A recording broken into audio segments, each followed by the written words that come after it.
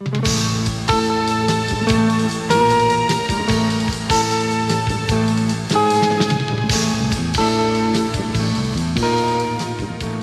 bancos españoles fueron los responsables de la burbuja inmobiliaria en ese país, que ahora sufre las consecuencias.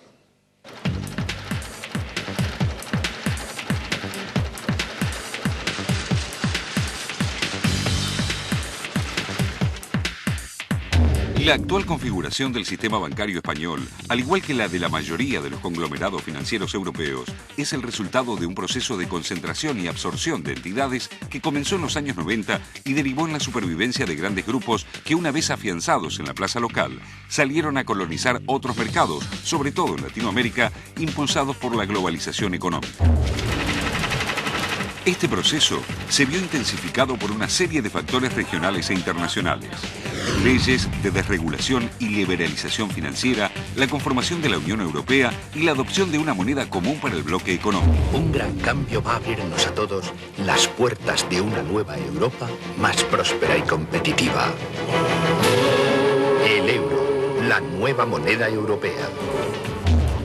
La concentración se impuso tanto para las entidades bancarias españolas como para las cajas de ahorro y cooperativas de crédito, dos modelos tradicionales de financiación y circulación de capitales en el mercado interno que resultaron más vulnerables a este proceso. Entre 1999 y 2002, su número disminuyó un 15 y un 10% respectivamente, según datos del Banco de España.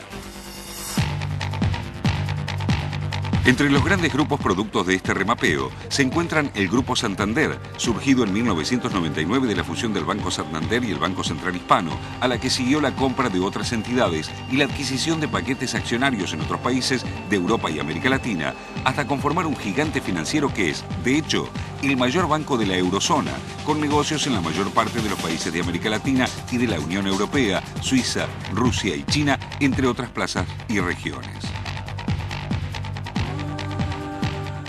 También en 1999 emergió otro de los actores principales de la banca española y europea, el Banco Bilbao Vizcaya, luego de la fusión de esta entidad con Argentina y de haber previamente absorbido la estatal Caja de Ahorro Postal y el Banco Exterior de España, entre otras entidades.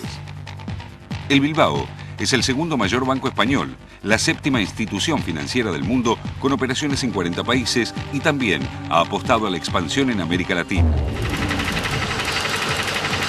Ambas entidades concentran un mercado de capitalización de 200.000 millones de dólares.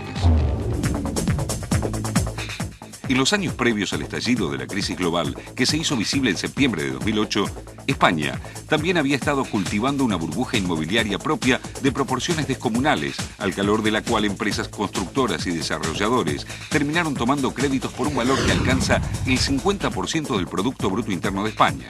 Todo esto en medio de un desempleo creciente que desde entonces siguió aumentando hacia el récord y a la fecha alcanza una tasa del 17,9%. Para entender la magnitud de esta ficción financiera, hay que señalar que solo en 2006 se construyeron en España unas 700.000 nuevas viviendas, lo que es más que las unidades construidas en Alemania, el Reino Unido y Francia juntos, y que actualmente el mercado inmobiliario de España posee un número de hipotecas impagables similar al de Estados Unidos, pero teniendo apenas la séptima parte de su población. Para capear esta crisis, por otro lado, el sistema financiero español, atado al euro, no tiene un instrumento como el de las tasas de interés de la Reserva Federal Norteamericana y su escaso margen de maniobra ha trasladado una desaceleración fenomenal a toda la economía. Muchos analistas creen que en el Grupo Santander y el Banco Bilbao buscan escapar de esta trampa huyendo hacia adelante, es decir, continuando con sus objetivos de expansión de negocios en otros mercados para despegarse de las pérdidas en la plaza doméstica. Pero esa estrategia finalmente solo terminaría trasladando esos problemas a los escenarios diversificados que se busquen para frenar la sangría. De hecho, un pronóstico para la economía española elaborado por el Citigroup, que también tiene fuertes intereses en ese mercado, advierte sobriamente que la tasa de desocupación en ese país podría trepar al 22% en 2010. Los bancos españoles, y particularmente sus grandes grupos, responsables directos de la forma que la crisis global ha asumido en España, tienen maneras de eludir, por el momento, el impacto de la recesión.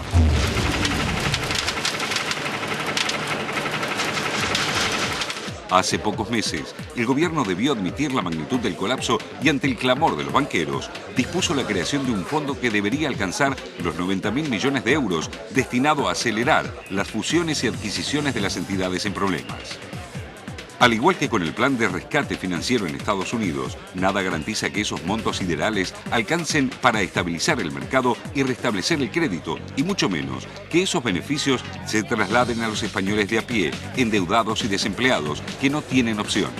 La pesadilla española, además, podría trasladarse al resto de la eurozona y desestabilizarla en un entorno global donde no sobra la confianza y el modelo capitalista de acumulación y expansión no parece tener más conejos que sacar de la galera.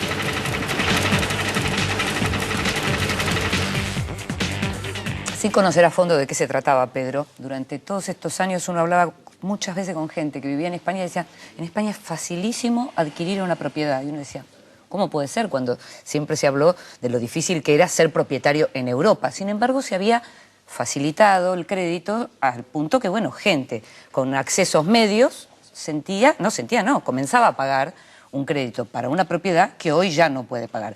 Todo esto lo está pagando también y caro el gobierno socialista de Zapatero, si bien la burbuja esta no comenzó con el socialismo, con el PSOE español, sin embargo le estalla en las manos y efectivamente el Partido Popular en el medio de la reyerta pública le enrostra, digamos, el mal manejo de la crisis, la cuestión de la desocupación y todo eso. Los temas financieros ya sabemos que tienen repercusiones políticas importantes, ¿no? Sí, y cada vez que hablamos de la crisis bancaria y de los bancos en general, uno no puede dejar de pensar en el pilar de la economía capitalista que significan los bancos.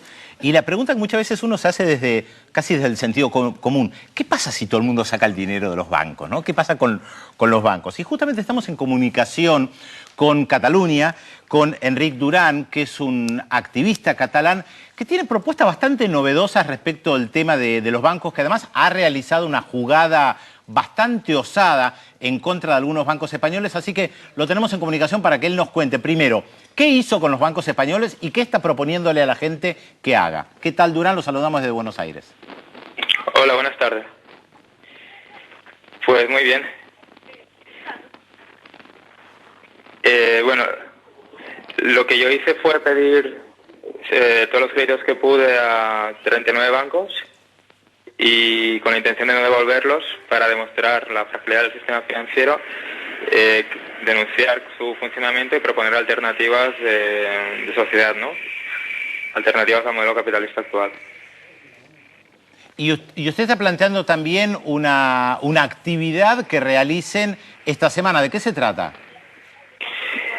Bueno, para el 17 de septiembre, que va a ser un año de cuando hice pública la acción, pues proponemos una huelga de usuarios de bancos de manera que cada persona deshaga su relación con los bancos en la medida que sea posible. Pues sacar el dinero, cerrar la cuenta, poner el dinero en bancas más pequeñas, éticas y cooperativas y dejar de pagar sus deudas en función de cada caso. Y eso en un marco de la campaña Podemos Vivir sin Capitalismo, que fomenta alternativas al sistema actual, sobre todo lo que llamamos de crecimiento, que es dejar de...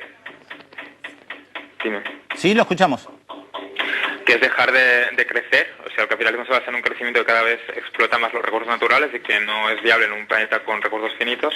Entonces el decrecimiento lo que propone es reducir el consumo, relocalizar y volver a unos lazos económicos más locales y más comunitarios. Ahora, Duran, una consulta. ¿Qué hizo con el dinero de los créditos?